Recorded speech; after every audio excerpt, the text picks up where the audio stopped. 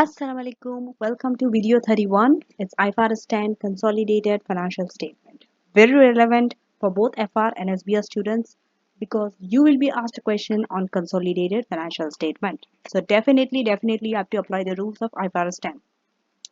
Now, IFRS 10 states that consolidated financial statement must be prepared if one company controls another company. That means you're owning more than 50%. So what is the definition of control? This is also an area which can be asked in both FR and SBR exam. For example, what constitutes controls? So there are three components. First, power over the investee. That means you are exercising through majority of the voting right. Next, exposure to variable returns. It could be positive, it could be negative. And ability to use the power. So it's not necessary that you have to use the power, but at least you have the ability to use that power.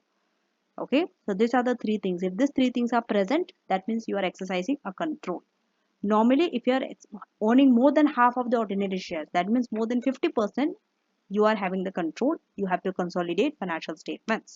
Now, exam kit questions are Luploid, Banana, Colombia, Stem, Sterling, Luna, and Renshaw. This questions needs to be attempted. So that's it for IFRS 10. I shall see you in the next standard IFRS 11 again, which is related to your group accounting.